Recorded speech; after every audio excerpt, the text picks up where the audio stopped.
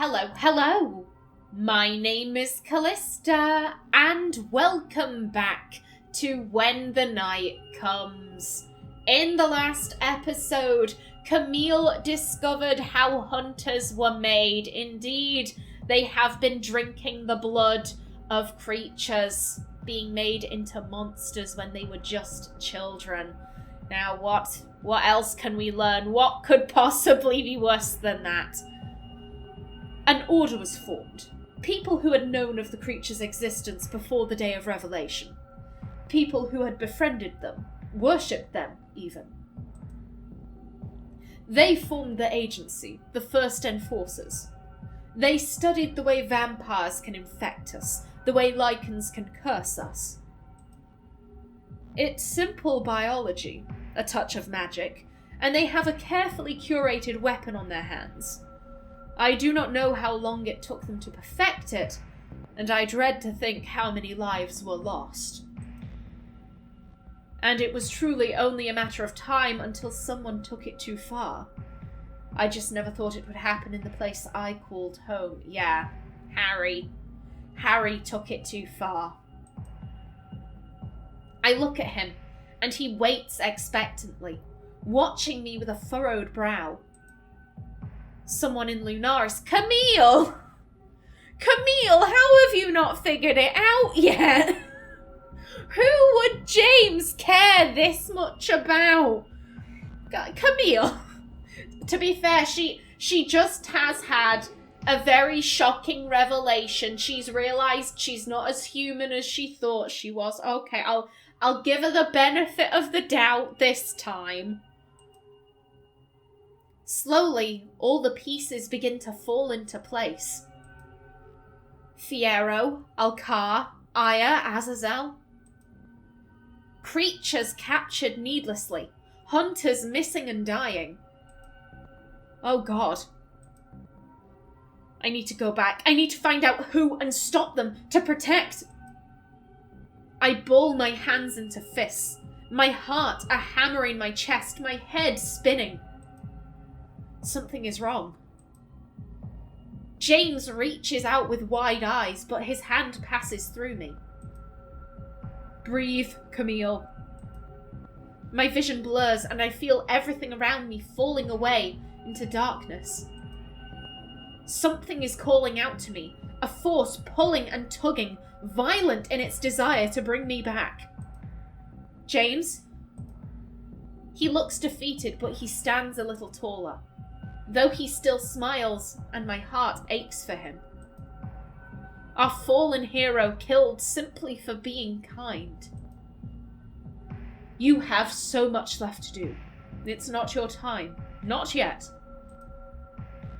Of all the wrong he's done, he did well in choosing you, Hunter Adeline. You've made me proud. Made all of them proud. It would have been such an honor to fight by your side.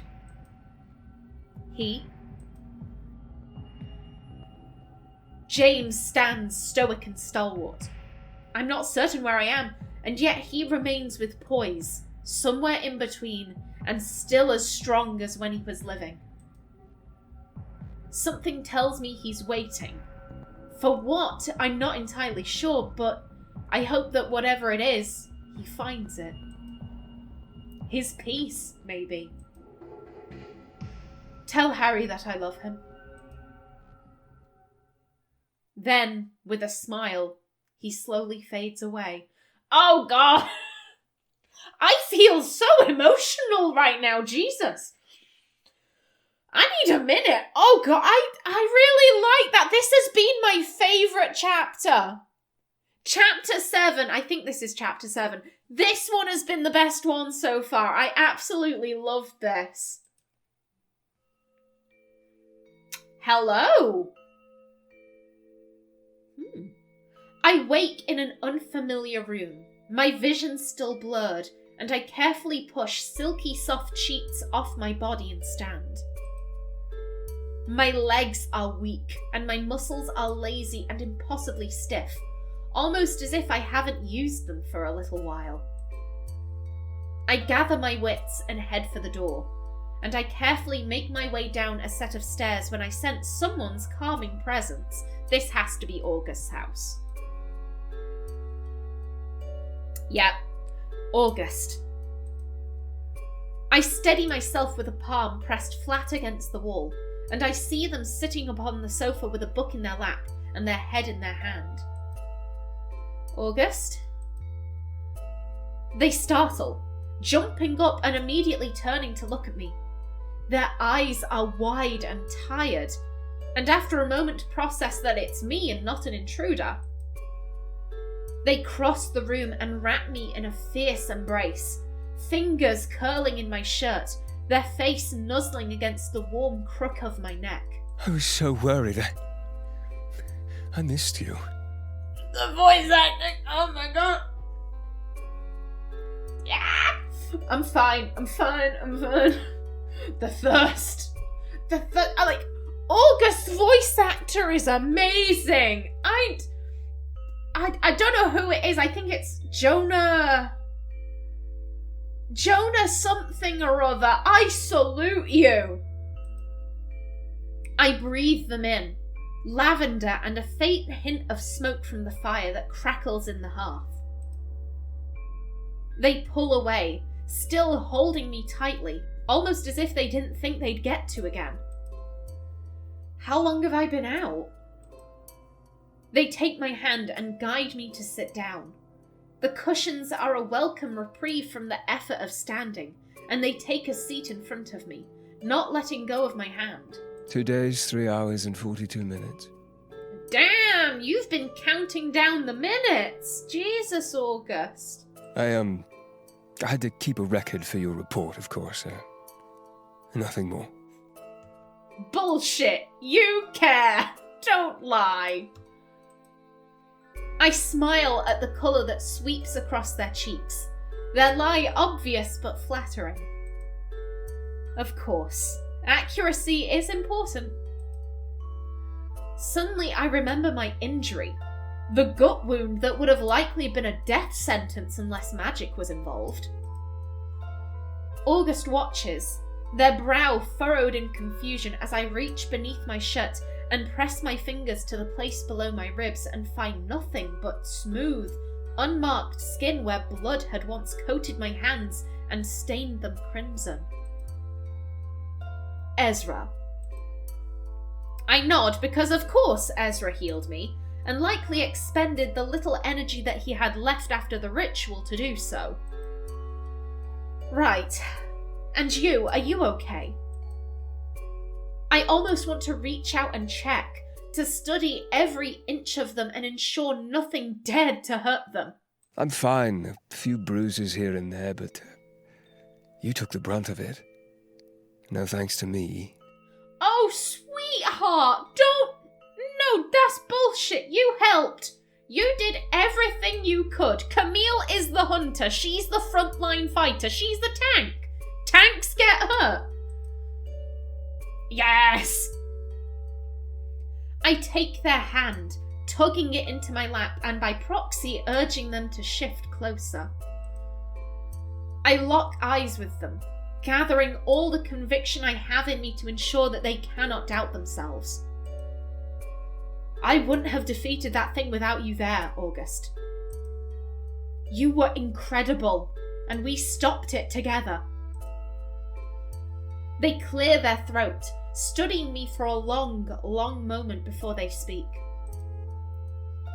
It felt good. I see a glimmer in their eyes, a spark. It almost feels like a confession, something forbidden. You were like nothing I've ever seen. They huff a quiet laugh, drawing their bottom lip between their teeth and dipping their lashes seductively. It's been a while since I got to let go like that. It's easy to forget the way your skin tingles. The way it feels when that power just unspools within you. It's intoxicating. They exhale sharply, and I lean closer as if compelled. Our lips brush, so close I can almost taste them. I can't resist, and I close that Infinitesimal. That is not a word I see too often. I can't resist, and I close that infinitesimal gap between us. I kiss them quickly, just reminding myself that they're here, that we're together. August chases my lips with a smile when I pull away, and my heart stutters in my chest at the sight of them. With a sigh, I put some space between us, but I keep their hand tightly clutched within my own. I have some things I need to discuss with you. Things that aren't exactly pleasant. Or normal. Their interest is obviously piqued, but sensing the shift in my mood, August straightens up, brushing down the front of their tunic. Go ahead. I can't help but smile even in this tense moment, because the way August can shift from affectionate and soft back into that perfect professionalism is truly a thing of beauty. Did anything unusual happen while I was asleep? Anything strange that you could sense? We were unable to wake you, even though Ezra said there was no reason for you to still be out cold. He didn't seem overly concerned. I also checked you, but I detected nothing of concern, so I waited. Somehow I knew you'd come back for me. Oh, my baby! The honesty in their words makes my breath catch, and it breaks my heart to think that I might break theirs with the information I'm about to reveal. I had a dream. Maybe something more, I think. James came to me, and it felt so real that I almost believe it was. Tell them about the initiation. Tell them about Harry and James. I feel like we should ease them in, but it's like, which is the worst thing, I guess. Here's the thing, August will have never been through the initiation, because August is a witch. And they were recruited at a witch academy, so they went straight into being an enforcer. So, with that in mind, I think telling them about the initiation, ease them in, and then we can go for the heavy-hitting news. I saw the academy. My academy. James took me through the initiation. I'd forgotten everything, almost as if my memory had been wiped. I watch the bob of their throat as they swallow, calm as they wait for me to continue. I carefully gauge their reaction as my next words spill from my mouth. The ritual, I take a deep breath. They fed us blood. Vampire, demon, lichen, fae. That's what makes all of us what we are. Their face falls, sadness shining in their blue eyes. It takes a moment for them to speak again, and I let them process the information. However, the way they shift in their seat, like turning over a rock in their gut, something tells me this is an uncomfortable truth they've contemplated before. How could I have been so stupid? What else would it possibly be? 'Cause it's always blood! I foolishly thought it was magic, some silly spell they'd cast on you. Keeping such a thing secret seemed to make sense to me, because can you imagine if they got into the wrong hands? I never even questioned. Oh God, they're crying! Sweetheart! I never even questioned it. And Harry. A single tear trails their cheek, and August quickly swipes at it with a shaking hand, only to be betrayed when another takes its place. They scoff, an angry noise, and then realization washes over them. I'm so sorry. I'm sorry they did that to you. My heart breaks! I love this voice actor! Oh my God! They squeeze my hand, and it almost looks like they're resisting the urge to lean in and wrap me in their arms. Don't resist. Just do it. Just do it, August. It will take some time for me to process, but what's done is done. I've lived in blissful ignorance for long enough, but this information is dangerous. August nods, their expression stoic. Yes, it is. James heavily implied that... I pause. If it's who I think it is, the implications could be beyond terrifying. And as someone who cares deeply for the person sitting before me, I dread uttering the words. Someone in Lunaris is causing all of this, August. And I think I know who. They close their eyes tight, and I can feel their hand trembling where it clutches mine. My heart breaks for them. Don't say it. I know, but not yet. Oh, sweetheart.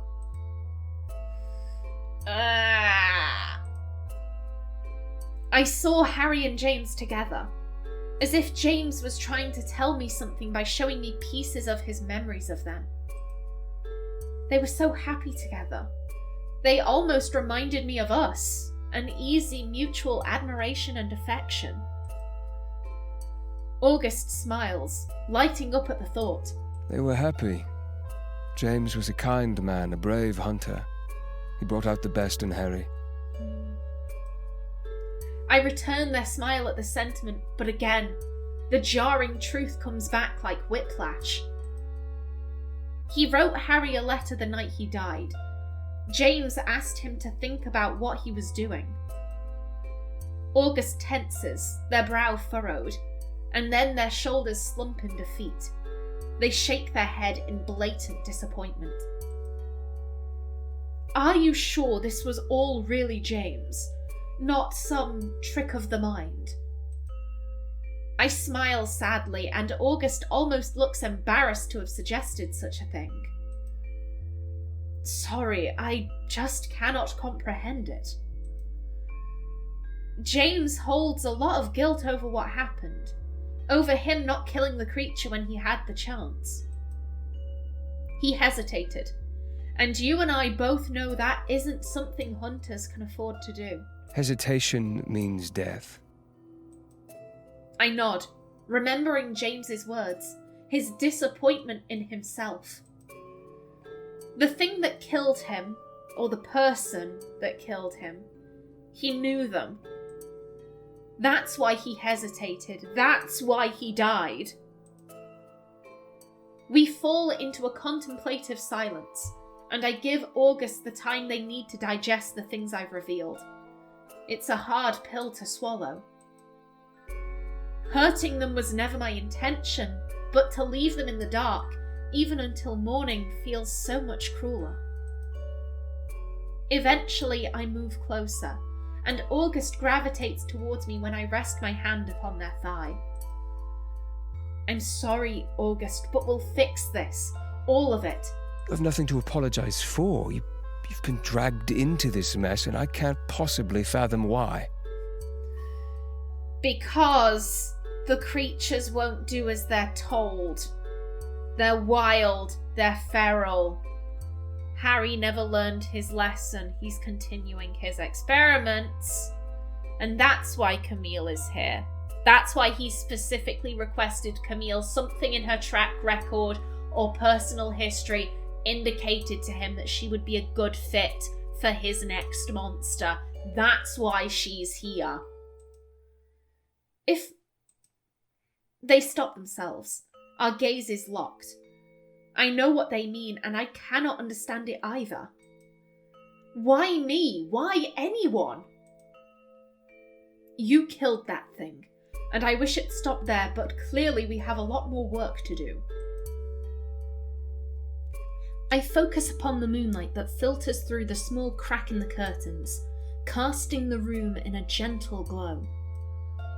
The fire crackles in the extravagant hearth, and when I look at August again, I feel a strange sense of calm washing over me. I want to savour this moment, this precious and rare sliver of peace as we sit opposite of one another in the safety and comfort of their home. We don't know what tomorrow will bring. But I know that right now, August is all that I could ever want or need. My fingers twitch where they rest upon their thigh, feeling the edge of their thigh. I'm sorry, I just suddenly got tongue-tied because I'm like, is this going where I think this is going? Oh, is.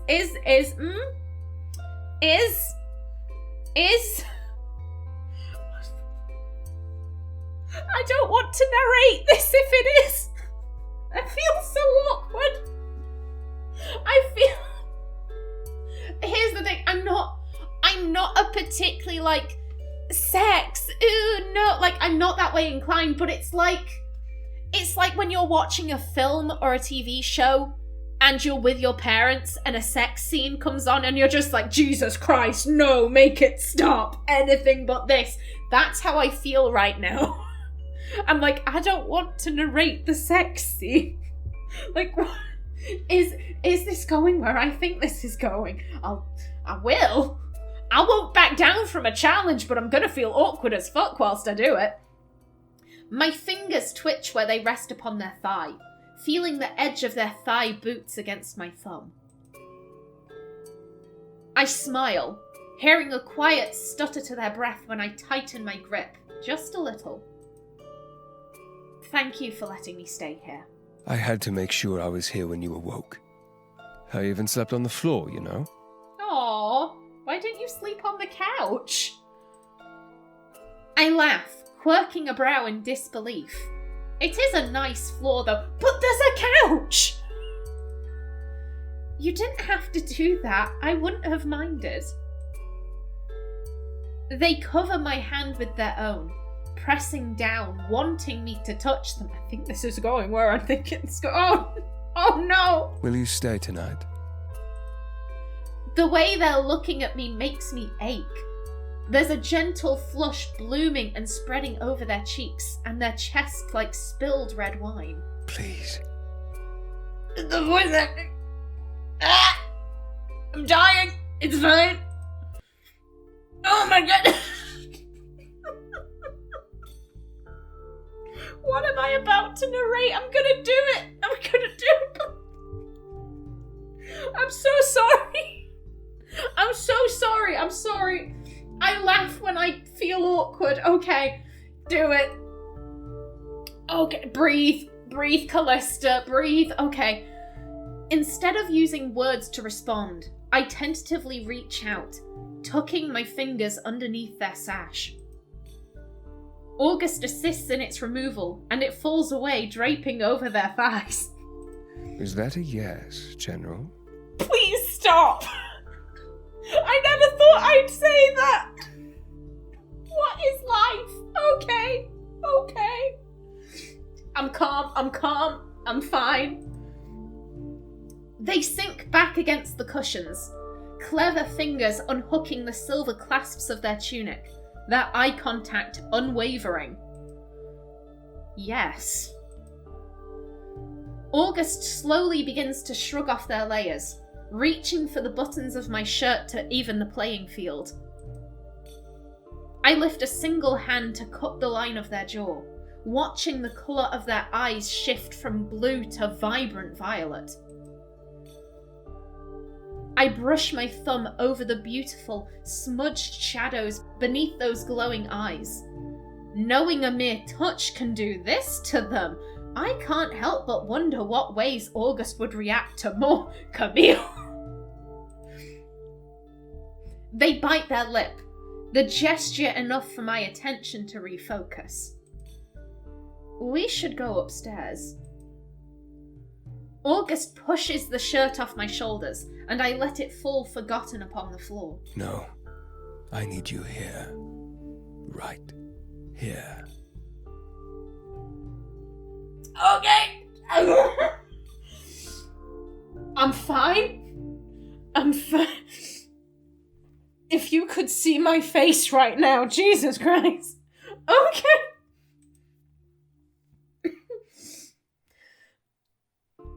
Center yourself, Callista. Center yourself. It isn't a question. It's a demand. and I'm all too willing to oblige.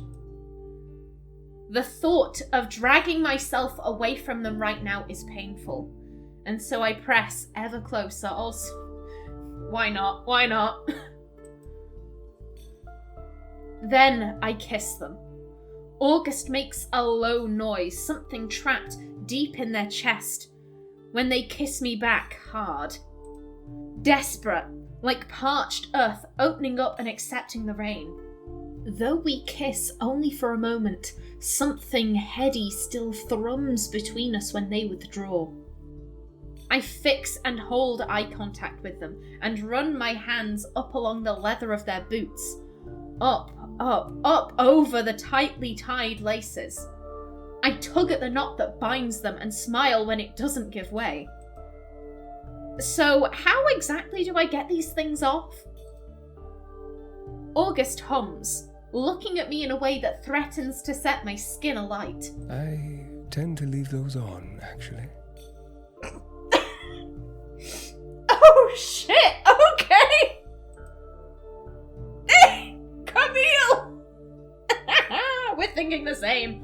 Oh, well, shit.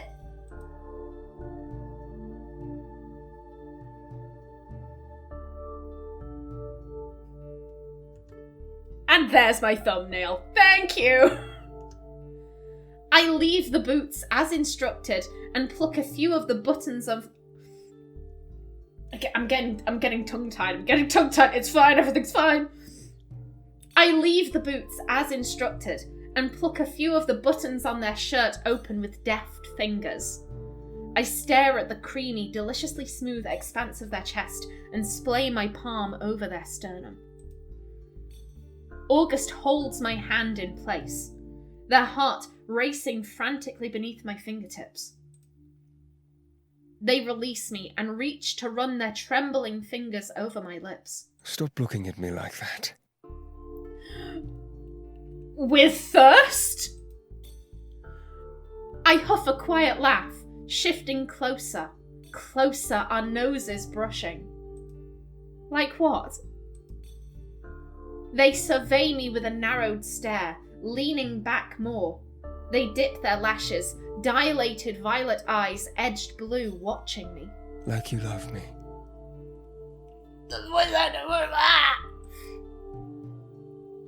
I stop dead in my tracks, unable to ignore the waver of their words and the uncertain tone in which they utter them. August. It's okay, you don't need to say anything. I do love you. Their breath leaves their lungs in a harsh whoosh, their eyes wide and bright as they stare at me. I've never been more sure of anything in my life. Before they can respond, I kiss them again. I cover them with my body, close enough to feel oh my god, I didn't read that, okay. Ah! It's fine. What am I doing for time? Okay, that's fine. Because I've got to be somewhere in 2 minutes. Alright, okay. Calm. Before they can respond, I kiss them again. I cover them with my body, close enough to feel how hard they are for me. My brain short-circuits. My brain is short-circuiting too, Camille, but for very different reasons. They sink their hands into my hair and I feel a crackle, something electric skittering over my skin. It's not enough to shock me, but just enough to make me feel more alive than I think I ever have. I reluctantly pull away and what I see renders me breathless. Bright, beautiful August with swirls of magic clinging to their skin. The patterns shift and curl like grasping vines with every laboured rise and fall of their chest, in tune with the beat of their heart. Power flows through them, a circuit connecting us. There's a gentle yet unmissable magical hum, and the air smells like the heart of a lightning storm, like ozone. Their cheeks darken further, and August pushes their shirt off their shoulders, discarding it upon the growing pile of clothing upon the floor. their hair is down. That's what I comment on. Okay. I love you too, Camille. You're incredible. Look at you. Yeah, look at you. Okay, I feel so warm, but it's fun. It's fun. Keep your eyes on me. I place a hand upon their waist, my thumb against the arching wings of their hip bones, and I use the other to part their thighs. Oh my god! What is this? Why does this keep going? It's fine, it's fine. Ah! I'm okay. I place a hand upon their waist, my thumb against the arching wings of their hip bones, and I use the other to part their thighs, my eyes flicking down to where they strain against the fabric of their trousers. For me. I'm dying here. This is killing me. Yes, General. Always. Please fade to black. A fade to black anytime soon, please. Magic swirls about their fingertips, and suddenly fire dies a quick death in the hearth. The only light illuminating us now being the gentle blue glow that shines upon August's skin. Good girl. I'm dead. Oh Lord. Okay. One is life. I've just seen the last line. Why did I agree to do this? Finally, we bring our lips together again. August sucking in a quiet breath as they surge up against me, fingers grasping at my bare skin for purchase as my hand panders between their thighs. Please do a fade to black. Where is the fade to black? They kiss me with everything they have, their eyes closed in complete surrender, and they give themselves to me without reservation. Please, make me feel good. What is life? Help me! Help me! I'm so sorry. My fingers sift through the silk of their hair and I pull it free of the tie that binds it. It cascades over their shoulders in waves, the scent of lavender intoxicating as it hits me. Anything for you. We're unable to stop touching and exploring one another, committing every curve to memory, cataloguing every little thing that makes them whimper. Our desperate kisses are all tongue and teeth, wet and messy and riddled with want. August gasps against my mouth when we join with careful, calculated movements that elicit quiet groans from parted lips, delicious friction that makes us both sing. Their breathing shifts and changes, hitching and quickening. Please cut to black. They look up at me, their gaze burning bright in the darkness, and August truly is the most beautiful thing I've ever seen. Their faces flushed, their eyes unfocused, strands of hair sweeping over their sweat-slicked forehead and snarling about their cheeks, and I am in awe. I'm always in awe. We're both close, teetering on the edge, anticipating the fall.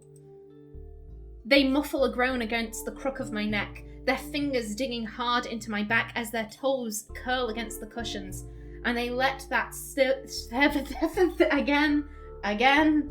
What is life?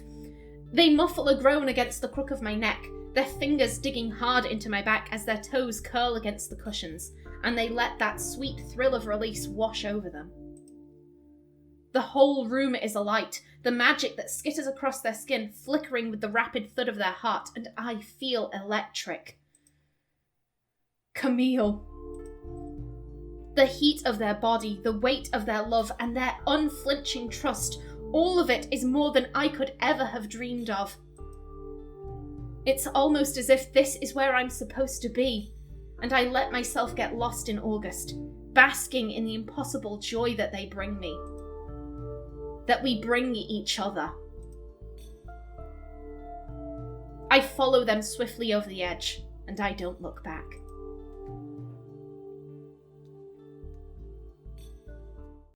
The First Hunter. Romantic, isn't it? The thought of immortal, eternally beautiful creatures of the night with a taste for human blood. The bookshelves of our childhood home in the north sat full of such fanciful tales. My sister had a fondness for these creatures. She thought they were symbols of monstrous, bloody, forbidden carnal pleasure. She thought they were not real. I know better. I have always known better. They are monsters, the same as the rest, the same as the demons and the ghouls we dismissed as old wives' tales. Just characters that prowled the night and preyed upon the old and unwary. If only I could convince my dear family, but it is useless. Though I know that the reckoning is upon us, there will be no salvaging the illusion of peace now. Soon the whole world will know, and with it, everything will change. A letter found in a clear, written by Argenta Heartstone, the First Hunter. And I do believe that's the end of chapter 7, ending with a bang, I see. Will there be more smut in the next episode? Find out next week, so until then, please remember to like if you enjoyed, leave a comment below, and if you wanted to subscribe, it would be very much appreciated. I've been Callista.